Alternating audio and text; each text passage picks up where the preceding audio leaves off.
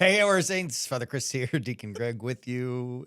We have a fun one today. Hope you beautiful people are well. Welcome to our crucifixion live stream. How you doing? Yeah. Yeah, good. Tell me a story. All right. So my daughter I was just gonna started say kindergarten, and it's fantastic and also horrible because this is our first time with a drop-off pickup line. But I did great today. I'm proud of you. Thank you. I was pretty proud of myself. I didn't cut anyone off. I didn't let anyone in that was trying to cut other people off. Mm-hmm. And I did it quicker than yesterday. Good. So we're, each day is getting a little better as they figure it out, and it works. I love That's it. my story. I love that you do it. It's funny because I was just gonna say we got a kindergartner. We got a kindergartner, and the other one's in preschool now. Amazing. Which is really funny because I feel like I'm a bad dad every morning when I take him and he's screaming his head off, and I just shove him in the arms of someone else, and I say, bye. Oh my God, that's the best. I don't feel bad. That's great. It's like it's your problem. Makes me think. I mean, let's get into our topic. It's a perfect sequitur. It's not a non sequitur. No, it's a sequit. It does. It sequits quite well. Yeah. Into what we want to talk about today. So Would it be pronounced sequit? I don't know, but our marketer, or what do we call you? Our team member, Aaron, Director of Communications. Director of Communications, Aaron is doing And great work. community engagement. And she had given me a great, topic for some of our stuff. And I'm like, ooh, let's do it. And it is 10 things I would say to my younger self. That's very different than the movie from the 90s, 10 Things I Hate About You. I didn't know that was a movie. That was a movie. Heath Ledger, before he was Heath Ledger, when he was just new and starting out. I mean, he was always Heath Ledger. That's his name. But, I mean, I think that's his name. He didn't, change it to be more popular. Anyway. He died, didn't he? I've non-sequited. Yes, before the Joker, the Batman movie where he was the Joker. He was a fabulous Joker. He was, but I think it caused him trauma. I am sure it caused him trauma. All of that leads to this. Let's get I after am it. Batman. No. Let's go to 10 things I would say to my younger self. Yes. With an eye on maybe we share some wisdom with our beautiful audience, but also it's something important for the chitlins, with the kindergartner and all that kind of stuff, and a preschooler. The things that make me so proud of my daughters is just the way they live their lives, and they live it, I think, because my bride and I have fought hard to teach them. I mean, the table is sacred for us, and so we've taught them, and oh my gosh, it works. So what's that? Proverbians. Come on, put it. Proverbs 22. Proverbs 22:6. Train up a child in the way he should go, and when he is old, he will not depart from it. So my son has a pair of black and gold sneakers, and he tells everyone they're his Steelers sneakers. And I'm very proud of him for that because I'm training up the child in the way he should go. That's not what Proverbs is talking about, but I just threw that in there for the Browns fans. So we put together a list of 14 for our list of 10, but they're fun things. So let's throw them up there and let's talk through them. Are they numbered on your screen? No, they're not even in my screen. I should probably, I'll do that real quick while we're going. All right. Yeah. So number 1.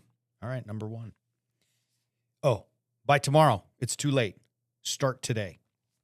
Yeah, one of those things that I saw a great meme. The meme said, "Start today." It said a year from now you will have wished you started today. And I'm like, it's a funny statement about time and the procrastination that we have. Like, it's definitely something that. It's a truism. Just get after it, get going, right? Oh my God, I have so many thoughts on this one. But I wish that I had told myself 20, 30 years ago to do the things I'm doing today, right? Imagine where we could be if we put that kind of effort in. In some sense, it's an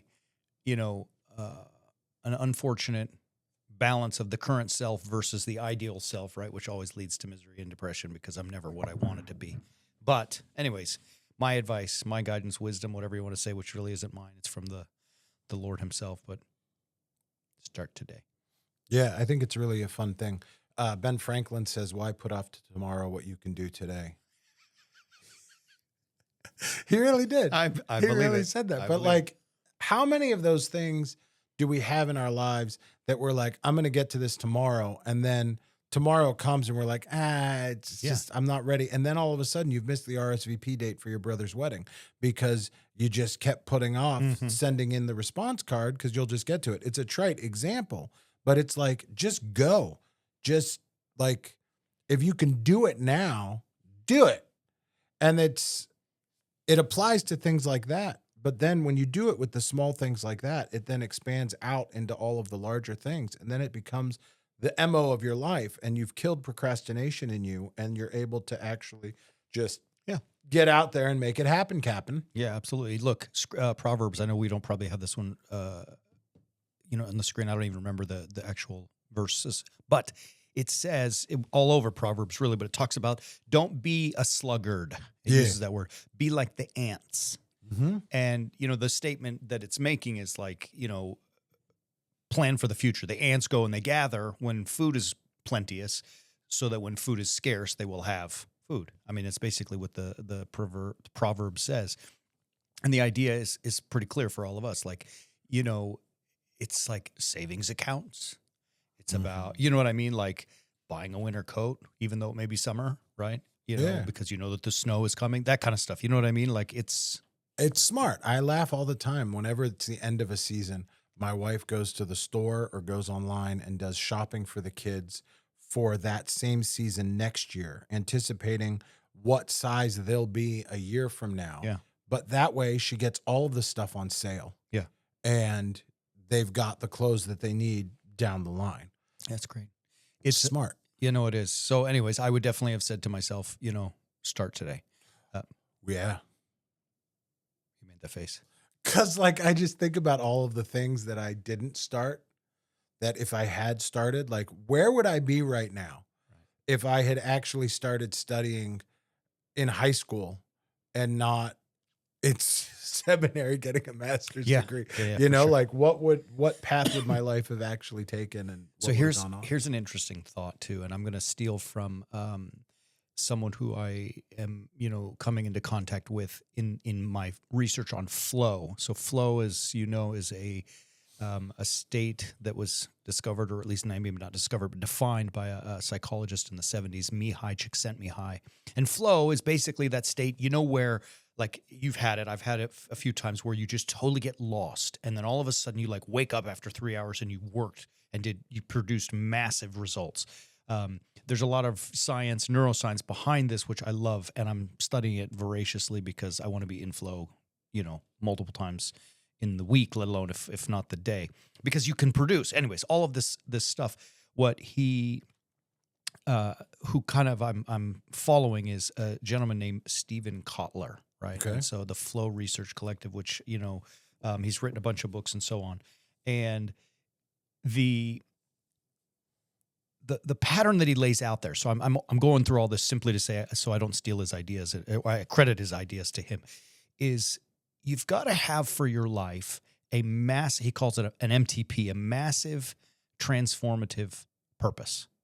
Like for me, just to give an example, my massive transformative purpose would be to preach the gospel to the entire world.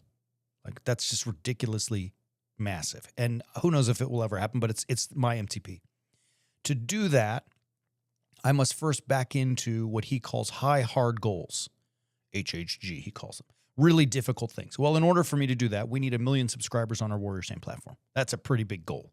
But it's a year goal or a 5-year goal. The MTP is a life goal. This is a 1 or 5 year goal. Which then, in order to make that high hard goal happen, I need to establish clear goals, right? And the way he talks about clear goals is like very specific daily action plans.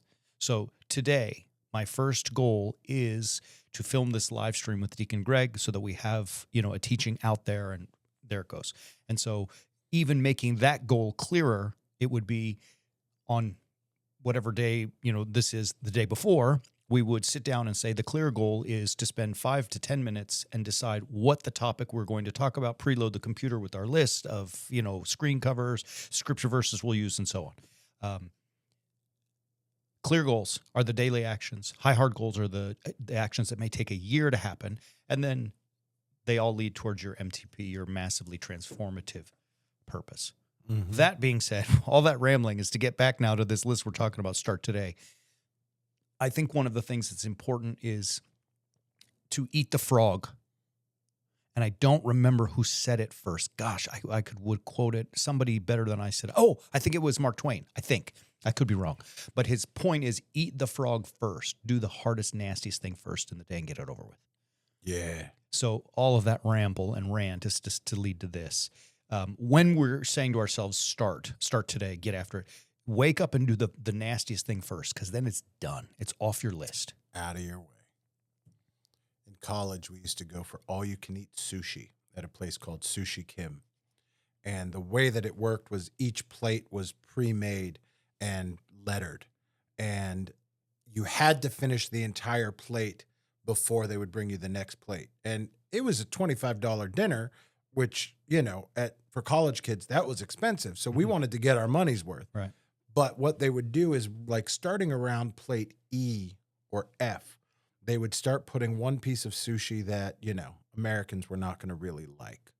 And that would start leveling up with each one. So our way that we got around it, and we really gave it to Sushi Kim, we used to get to plate H, is we would eat that gross thing first. Mm.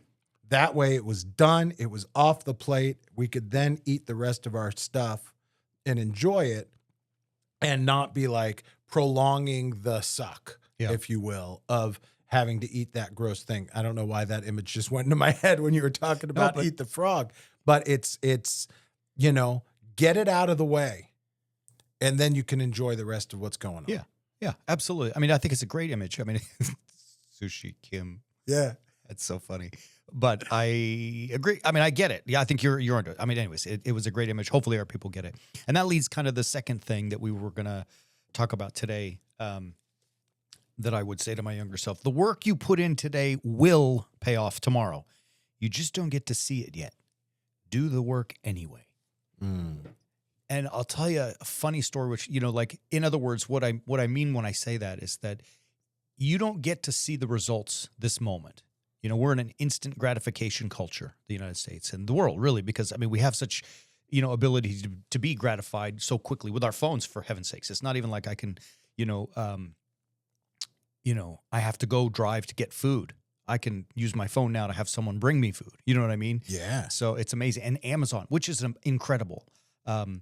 Amazon can deliver same day stuff now. And obviously they have for a while, but I mean, when it first started, I mean, they couldn't do that. You had to wait, for UPS 2 weeks for shipping the book. Right now, look at Amazon. It's amazing what they can do. But all of that kind of stuff, I think, dampens our desire to put in the work because we don't get to see the results right away. So with that being said, I'm going to tell a story. Please. It hit me a week ago, 2 weeks ago Wednesday. Something hit me. I had a real moment in my life, and I share it with our beautiful people because it was powerful for me, but I think it also might give some insight to them. It hit me that, oh my gosh, I have made a change. I am different. Something is happening to me. Positively, right? Like, I have made a positive change. I'm becoming a better man, a better person. I'm producing more. Like, it just hit me. And so as the time of that revelation, I was 52 years old. And I was excited about that. And then I got mad at God. And I'm like, God, I asked you 30 years ago for this, right? Like, why didn't you give it to me then? Like I said to myself, or to God, really, I was kind of yelling at him, like, I imagine what I could have done for your name and the glory of the gospel if you had given me this kind of wisdom and strength and whatever, this transformation when I asked for it.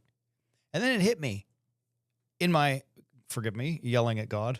We came to a resolution. I think he taught me and reminded me. He's like, look, I'm not a wizard, right, with a magic wand in the sky that waves it and does what you want. But you asked for that, and it was a noble thing. But then, even though he may not have sprinkled magic in that moment, I put my head down and I did the work. Yeah. Now, 20, 30 years later, it hit me. Does that make sense? So in other words, I think what the lesson for me there was that set that massively transformative purpose and goal. Go get it. But you got to start the work today. You won't get to see the results today, but in some moment in the future, and I hope for our audience that it's tomorrow and not 20 or 30 years later, but in that moment it'll be like, oh. Yeah. But you don't get it if you don't put in the work. It's interesting that he uses the word transformational purpose. because that idea of transformation, it's a process. It's Yeah. not something that happens overnight. I mean, the word that we use in the church, we just celebrated last week the Feast of the Transfiguration. The word is metamorphosis. Um, Automatically brings to mind the idea of a butterfly emerging from the cocoon. But like that process takes time. They have to go into the cocoon as a caterpillar. They have to spend the time in the cocoon, and then the results happen. Then they get out. Then they emerge having been transformed. But it's a process. And this idea of, doing the work today that will pay off later, you still got to get your work done. Yeah. Plays into all of that, right? Like it's a transformation, but transformation takes work. And we can't expect God to do the work for us. Right. Like this past Sunday's gospel was Peter walking on the water. I'm always struck by the icon of Peter walking on the water. What's it look like? I don't know it. It's literally the boat there. Yeah. And then Peter's out and Christ is out and Peter's sinking, Okay. but Peter is reaching up. And some versions of the icon even say the words, "Lord, save me," which is a quote from Matthew. Right. And it's the same way Christ is standing almost in the exact same position that he stands in the icon of the resurrection, the descent into Hades. His knees are bent. He's doing the heavy lifting. He's not bending over. He's not doing it with his back. He's lifting with his knees. He's grabbing them by the wrists because, Hans Gruber. If you grab them by the hands, it's a weak connection. And they're still reaching out. Like there's still their part that's going into it. Yeah. We have to do our work. Right. God is not just, as you said, going to wave a magic wand. He's not Harry Potter going to shout Expelliarmus and then all of a sudden everything that's bothering you in your life is going to go away. You got to put in your effort. You got to do the work anyway, even when you don't see what's going on. Right. And that's hard. Because we want results and feedback. Because we're Americans. And as you said, we can get Uber Eats to deliver or DoorDash. I mean, we even have 3 different ways to get food delivered immediately to our door. Like DoorDash, Grubhub. Like Uber Eats, we're so programmed for that instant gratification. Yeah. Everything around us.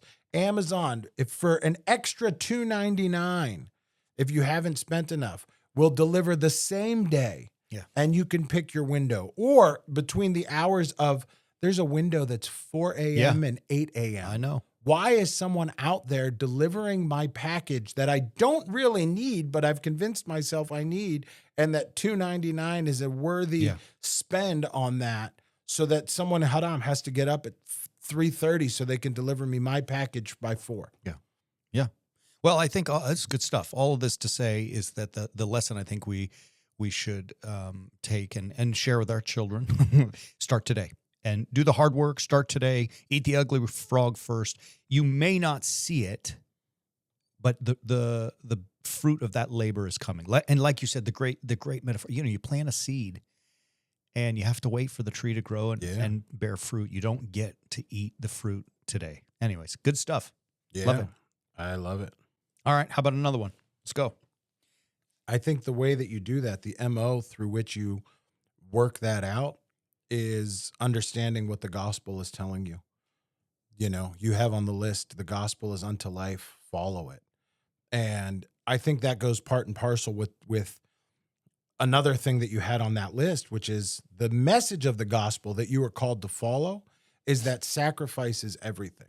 Yeah. That's what makes doing things today and doing the work today so hard. Yeah. We want those instant results that we were talking about, but we're not going to get them because we have to put in the effort, and that takes sacrifice, and we don't want sacrifice. Yeah. Sacrifice is everything was one of those things on the list that I said to myself, you're right, because it's how everything gets done. So let's unpack this all the way through. I think the gospel is unto life. I mean, obviously that's the whole message, that Jesus Christ on the cross grants life. You know what I mean? He conquers sin and death. those things that take life, right? And then through his third day resurrection, he bursts the door of Hades open, right? Mhm. And so that possibility of life is granted to us, but we have to follow him, which means we've got to take up our cross, right? That's what he says in Mark 8 and elsewhere. St. Paul tells us that the gospel of the cross, the crucified Christ, it's a scandal to the Jews and a stumbling block, or folly he uses. Sorry, stumbling block is the first one, and a folly to the Gentiles, right? But for us who are being saved, it's the power of God, right? Yeah. And he says elsewhere, he's saying, Paul in Romans chapter 1, that he's not ashamed of the gospel, for it is the power of God for salvation to all who believe. I mean, in their context, being crucified was a shameful thing. It didn't happen to heroes, right? So it would be. So he's like, I'm not ashamed of that. Like, look, in this message of the gospel, Jesus Christ conquers the greatest of all the monsters.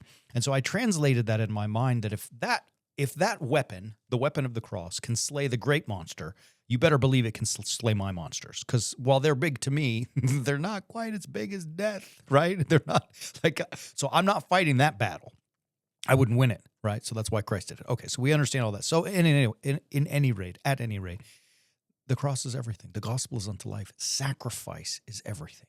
And I don't think that means we need to, go to Jerusalem in a time machine 2,000 years ago and be crucified with Christ, to be co-crucified, as St. Paul says.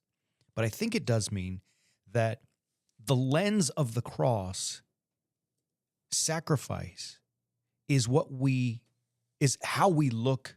Let's say it like this. The lens of the cross is that through which we look at everything, right? So I'm not saying, when I tell our warrior saints and myself and you and I to be crucifixional, I'm not saying I want you to do one more thing. Yeah. Being crucifixional is not one more thing to do. It is a new way of doing everything. Does that make sense? I hope that clicked for our people. So like, Makes you know perfect sense. what we're talking, I mean, all the stuff we teach, like when we put it out there in our 6-part battle plan, right? What are we saying? Be crucifixional. I mean, in every lesson we're talking about work and relationships and children and wives and husbands and physical health and, serving other people, your relationship to God, all this kind of stuff. I mean, and the theme in all of it is be crucifixional. It's not one more thing to do. It's a new way of doing everything. I would have told myself that. Yeah. Well, it's an important lesson. I like what you say about the lens through which we see the world, because it's what we're being taught in our Orthodox worship. It's what we're being taught in our reading of Scripture. It's just what let's reframe that. It's what we're being taught through the reading of Scripture, which is then being taught to us liturgically to reinforce what we're reading in Scripture. Father Alexander Schmemann talks about the entrance in the Orthodox Church, which we often refer to as the little entrance, but it's really the entrance. And the prayer that the priest says right before that entrance is, let our entrance before God's throne be, I'm paraphrasing, be surrounded by a host of angels. And that entrance is not complete until the priest or bishop stands at what we call the high place, which is really the throne.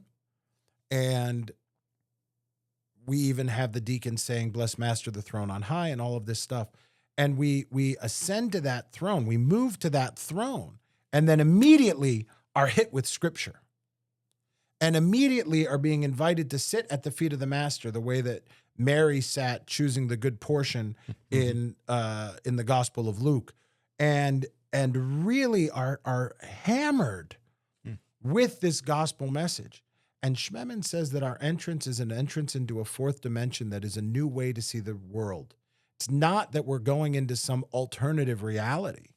It's that we're entering to the feet of the Master so that we can enter into a true reality, so that we have a new pair of glasses through which we see the world differently, more clearly, what God has laid out for us, and then are able to infuse our lives with the crucifixional living in that way, so that we're actually able to do it.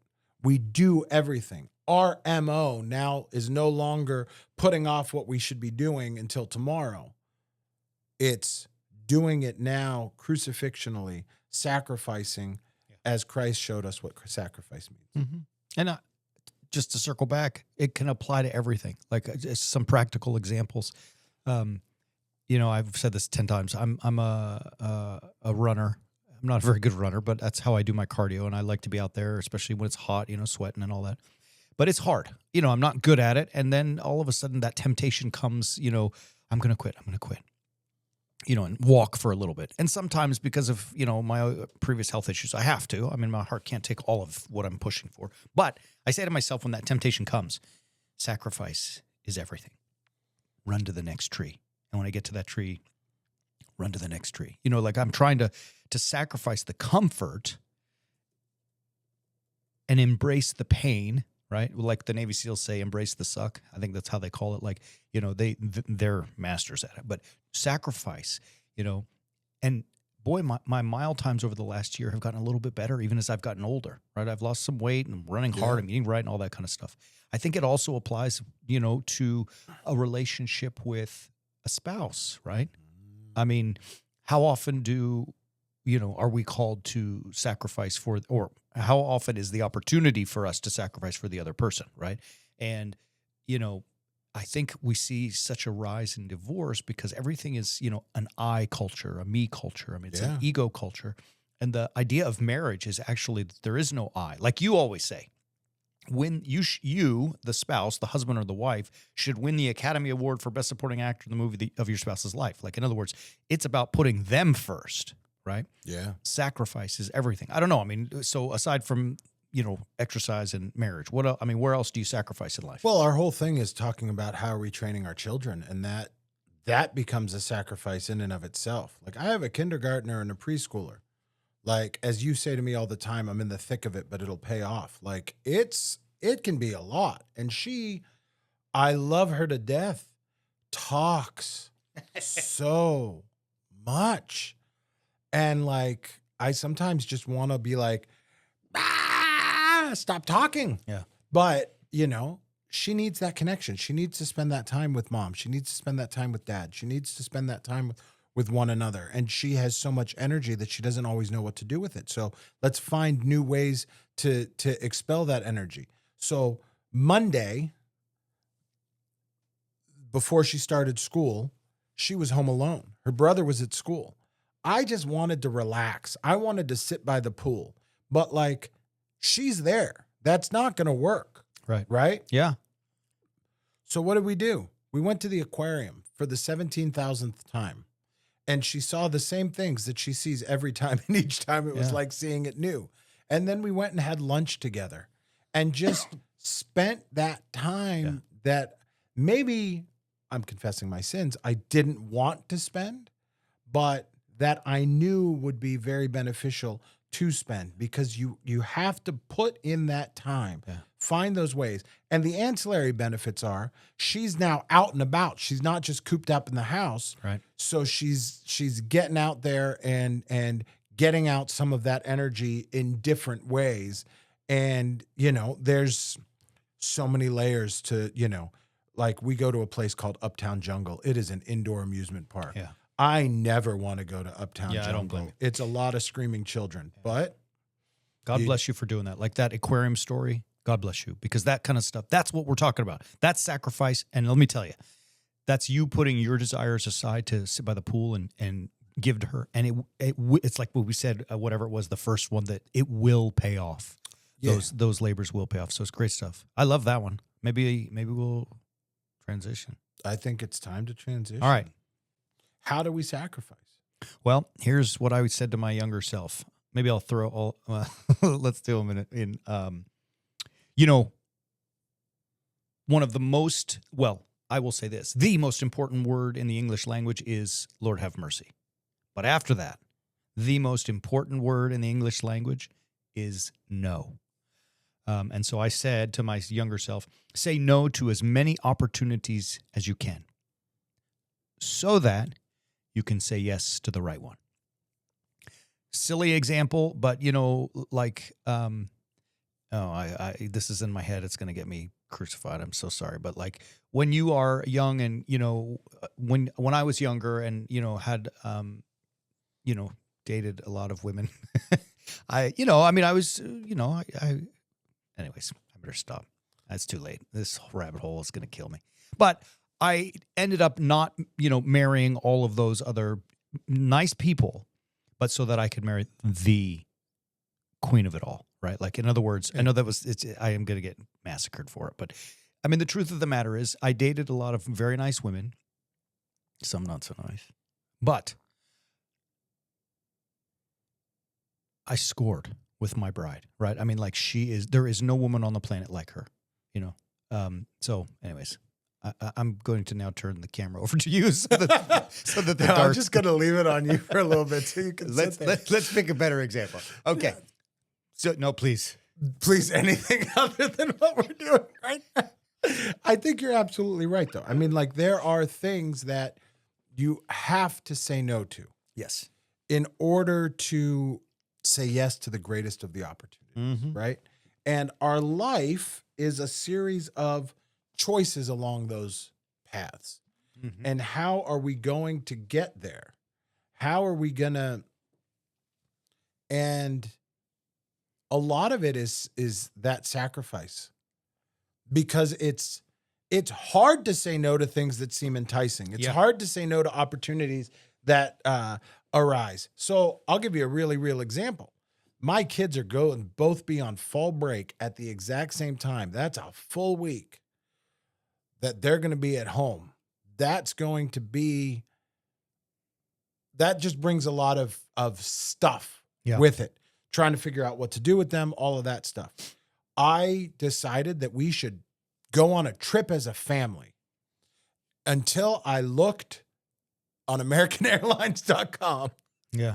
Right?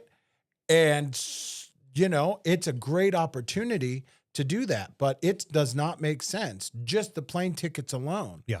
It doesn't make sense. So we have to say no to that opportunity, which has other things that come along with it, right? Like, if we were going to be able to do that, then I was going to try to go to my high school reunion, which is 25 years, which is going to be fun. I was going to try to go. It just so happens that the Steelers are playing the Browns in Pittsburgh that same weekend, and we'd be able to go, and it would have been a lot of really fun, awesome opportunities, but it just doesn't make sense. You have to say no, because as fun as those might be, they're not the right opportunities. They're not the great opportunities. You have to find the greatest of opportunities. And when you find those opportunities, you've got to jump on them. Yeah, for sure. Another silly little example, just to think about it, and I'll use the image of the stock market because as we're filming this, the stock market right now is going crazy up and down and up and down. And there was a recent IPO of, some a software company called Figma that came out. It was an IPO at 33 and exploded over 100, 120 the first day, whatever, it exploded and so on. So that's all in the big news. I bring it up because if you want to invest, let's say you have $1,000 to invest and, you have 10 different companies, they're all asking you for $100, right? So now you've spread all your money out all over the place and Figma comes. Right. And each one of those 10 investments that you made of $100, they are, they're going to make you $5. That's great. But Figma exploded 400% or whatever it was. Right. So that's my point, is that if you spread your money, i.e. yourself, your time all over the place, you are not going to be there when Figma comes. And this is what we do. I mean, we're so inclined to say yes to everybody because of guilt. Because we feel obligation, or we don't want to hurt someone, or we want to help someone. We say yes to everything. I mean, how often do we do that? How many appointments and counseling and confessions and all these things that we have piling on us? And then at the end of the day, when we're cooked, we've said yes to go out and hang out with the fellas and have a beer, or to go to someone's house for dinner, or, you know what I mean? So at some point we have to say no. And I'll end with this. This story, right? Years ago, I was invited to a wedding. My bride and I went to the reception, and it was awesome, but it was loud.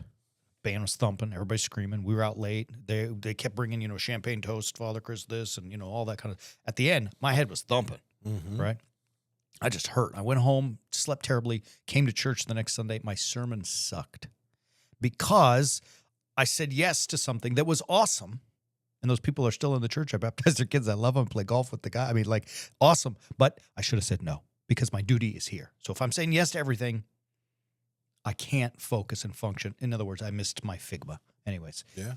While you're on stocks, do you have any suggestions for your Oh, God. younger self? I wish. Yeah. Oh, yeah. That's funny you say that because one of the things I said is on my list was, it's so funny.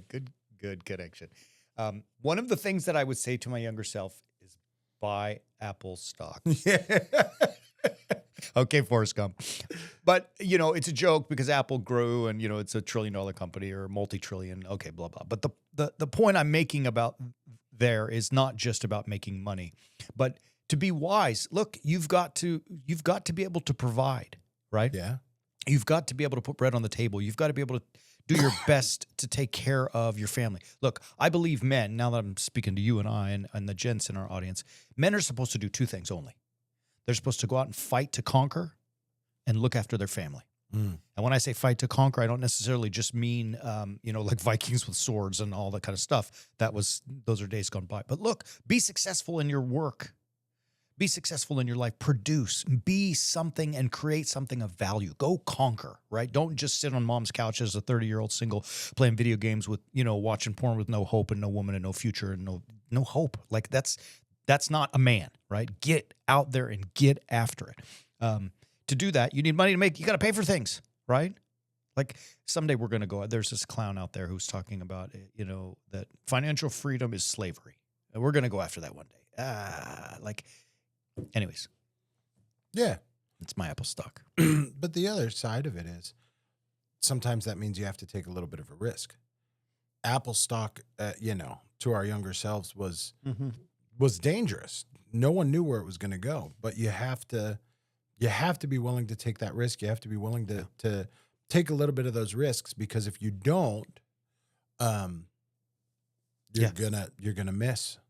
Yeah. Miss the opportunity. Yeah. I mean, like I didn't buy Figma. Yeah. I didn't even know it was coming out. It's interesting because I had used Figma. We used it before on our Warrior Saints app. Yep. It was in use when the developer built it.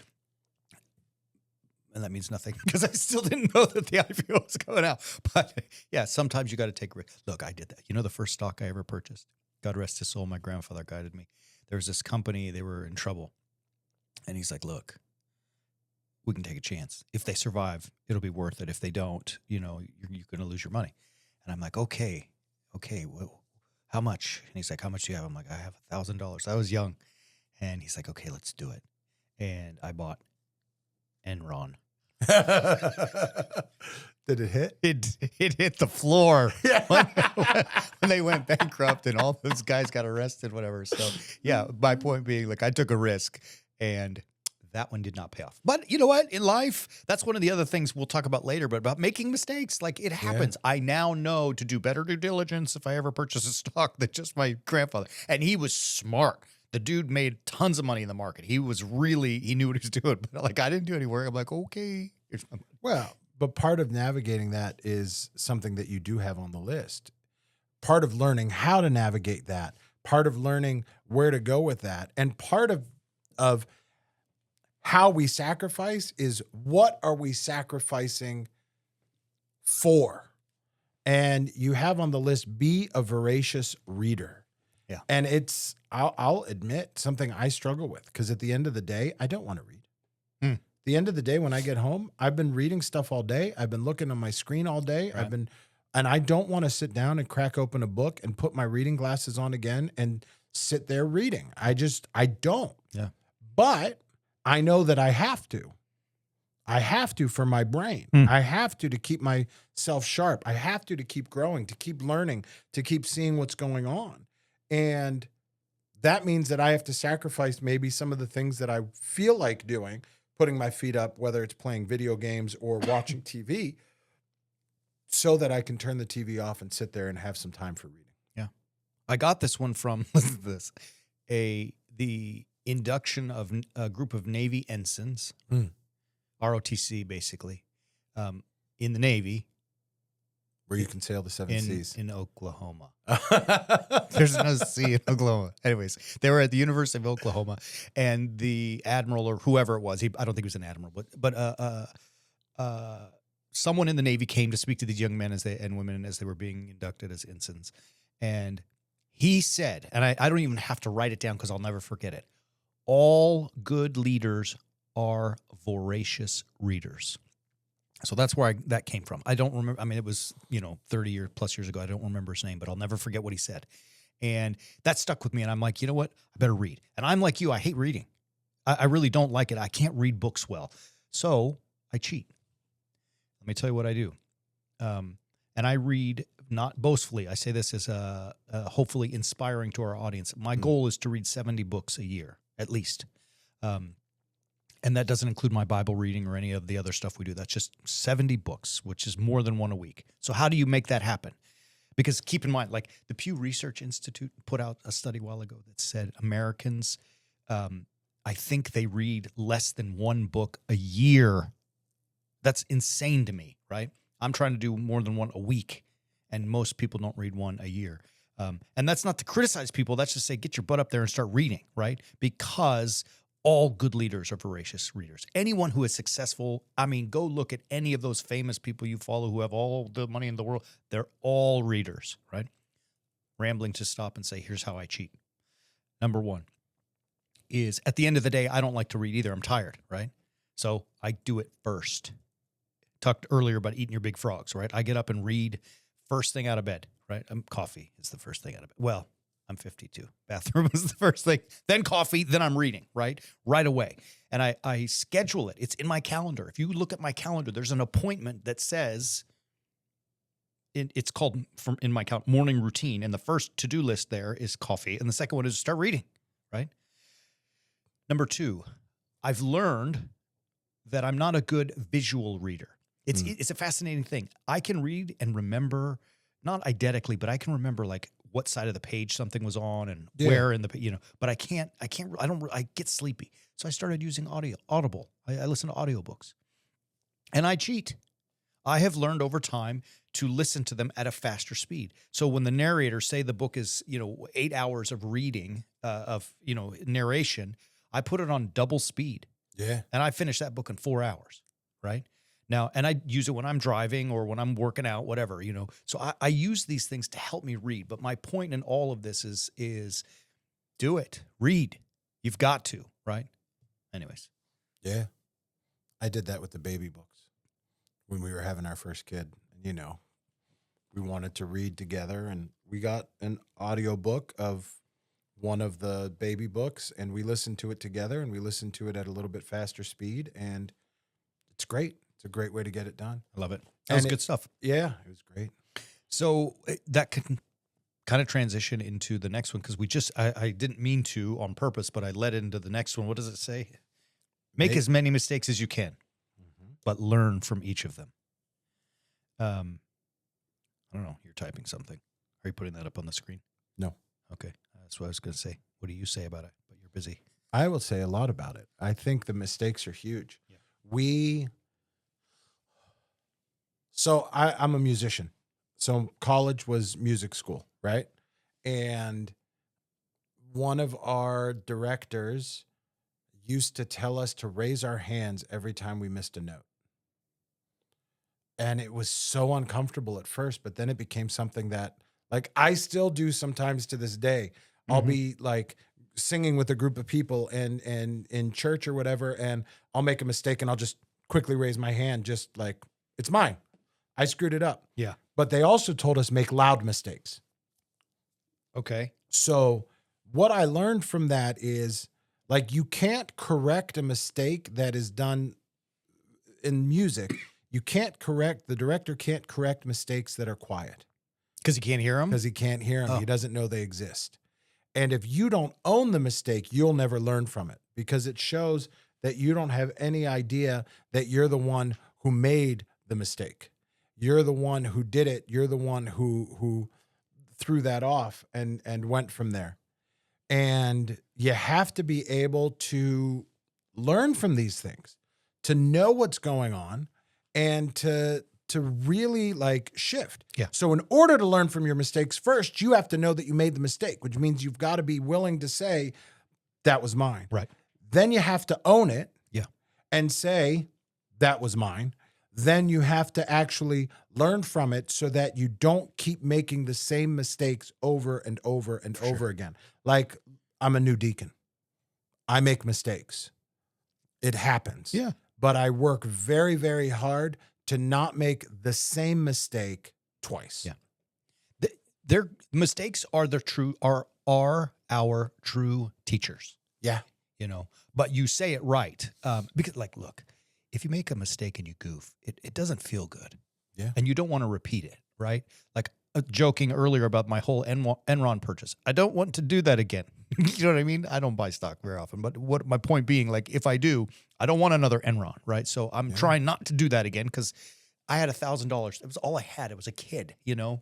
Yeah. My job, saving money over the summer job type of stuff, and boom, it was gone. Well, I don't want that again, especially now that Yeah. I'm not a kid and I'm feeding not just my mouth, but 3 others, right? Mistakes can be a great teacher, but you said it right. You've got to be. Here's a big thing. This is a nugget for our audience, and we've got a lot of teachings on this. A lot. I mean, if they want to really learn it, they should get the subscription to warriorsaints.org, because the 6-part battle plan goes through it.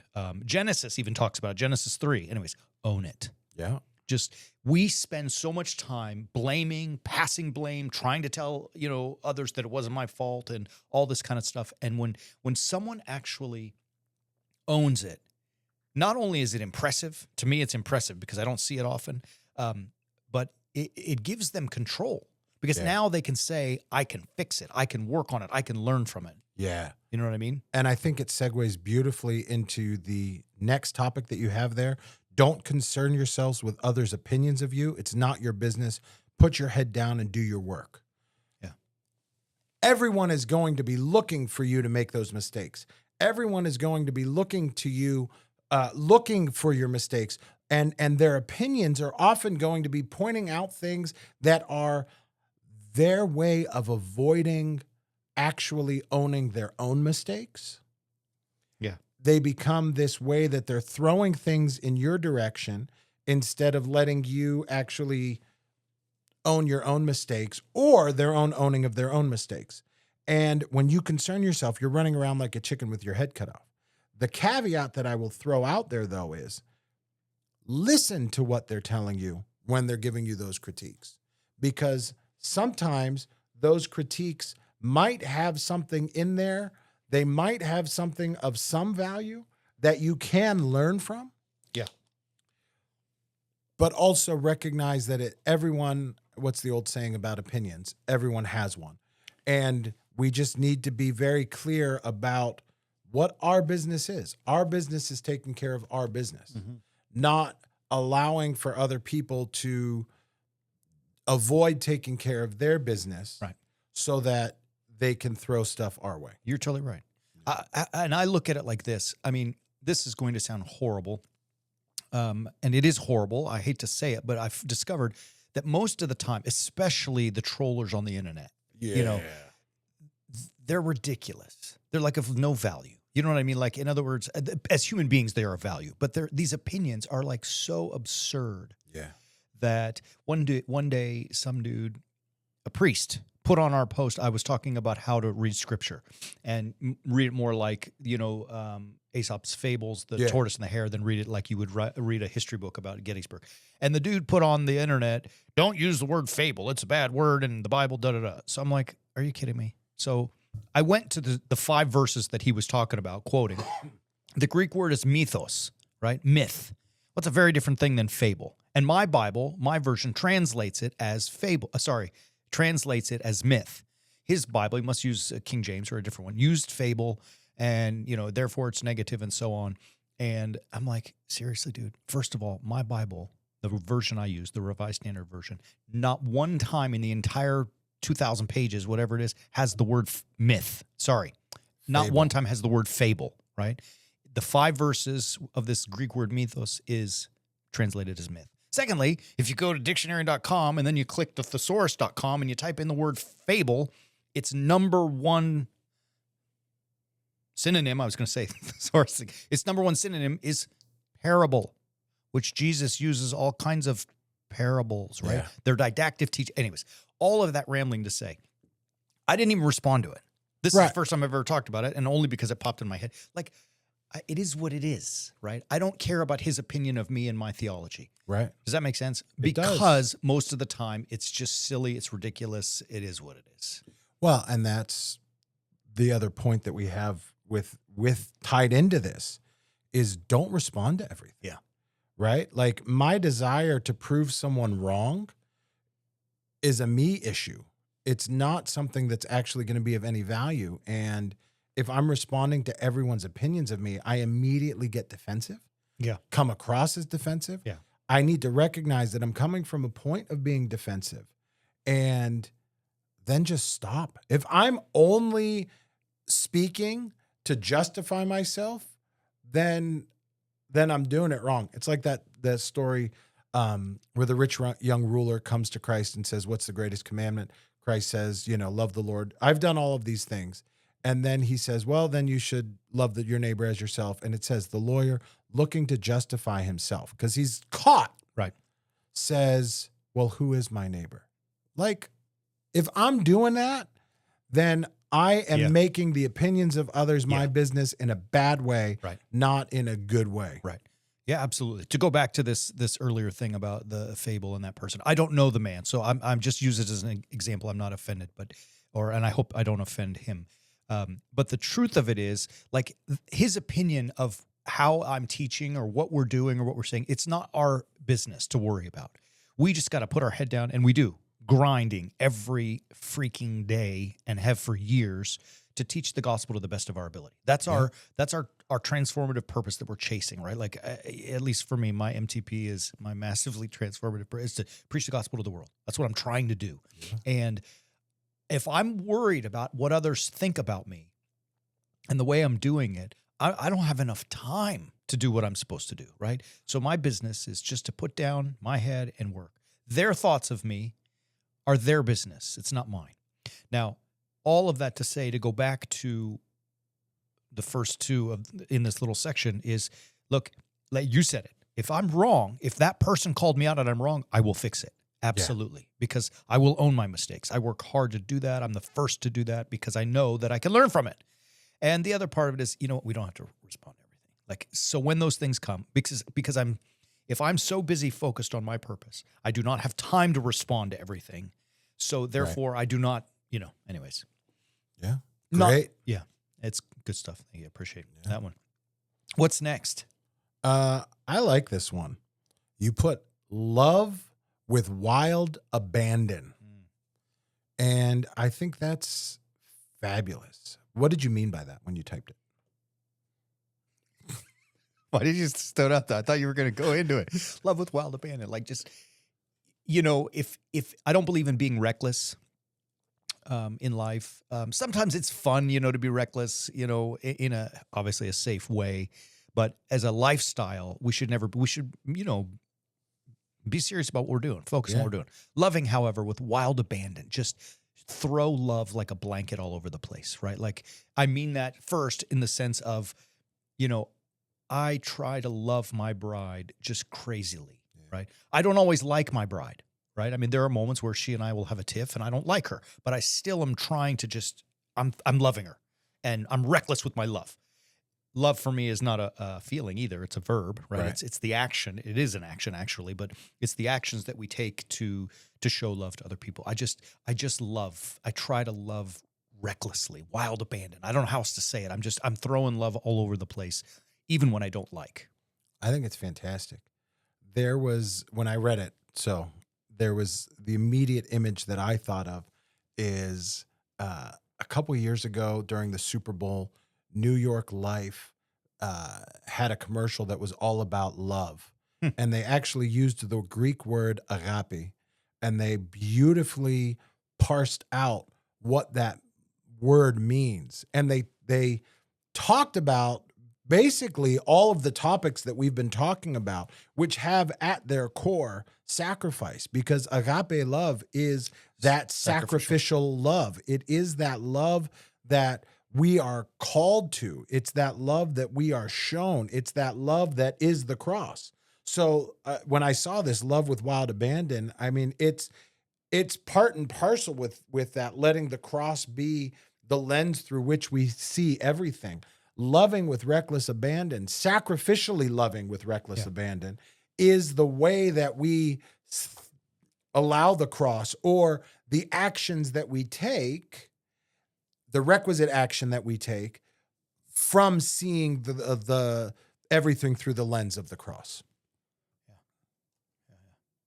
I think wild abandon, and when I shifted to reckless, to jump right onto what you said, it's like, don't be calculating about it. Just love. Yeah. Like I can't try, like I want to go back to Enron. I will now calculate all the risks when I, if I ever invest in another stock. But when I'm showing love to someone, I'm not calculating what are the risks. I just do it because God has told us to love. Well, and I think when we do that, and when we operate in this way, we get to the final point on the list, and we allow in all things for God to be in the forefront of our lives. Yeah. God teaches us. I mean, we joke about it sometimes. God is love, but we are shown how to love through the commandments of God, who is teaching us what that means, what that looks like, and how we're called to get out there and actually do that. I mean, it's all about loving God and loving neighbor. Yeah. And at the core of loving God and loving neighbor is the word love. Yeah. So you have to do that. You have to love and find opportunities every day to put the other ahead of yourself. Yeah. And in so doing, showing them love. Yeah. That's a beautiful way to say it. I wrote this one. I in my list to my former things to my former self, I left it till the end. Save the best for last. But I wanted to make sure that I would tell myself, keep God in the forefront of your mind in all things. Because the temptation, and I feel it too, you do too, I mean, we all do, is to become worldly and go the route of Adam and choose self and ego and all that kind of stuff. Yeah. And putting God at the forefront of our minds, let him be the guide in all things we do. That's what you and I work so hard on, is to share and to teach the crucifixion life with people. It is, I mean, Jesus obviously is the best example of this, right? I mean, you know that garden story, Gethsemane story, let the cup pass, nevertheless, not what I will, but what you will. He, the Lord, was willing, like no other ever before, since, or after, to do God's will and to keep God in the forefront of his mind, even at the cost of his life, right? I mean, that's the power of the cross, is that that's the power of Gethsemane. And we're called to do that, to emulate Christ in that Gethsemane moment. That's for us. Yeah. We are called to do that, to take up our cross and follow him, to be crucifixional, right? Yeah. It's not always easy to do. I don't always do it because I'm a sinful man. But when I do it, when I try hard to do it, and like we said, I don't even know, way earlier in this whole episode, but that sacrifices everything. When I do that, and in my life, I'm telling you, just not 9 times out of 10, 10 times out of 10, it works the way it's supposed to work. It works the way God wants it to work, Yeah.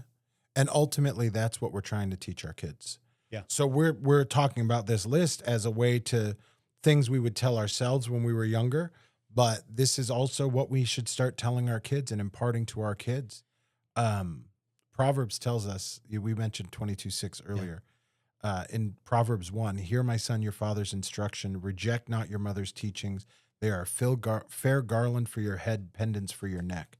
It is that teaching. And it's not your father's and your mother's instructions, because St. Paul puts it into a different frame, saying, do not provoke your children to anger. Bring them up in the discipline and instruction of the Lord.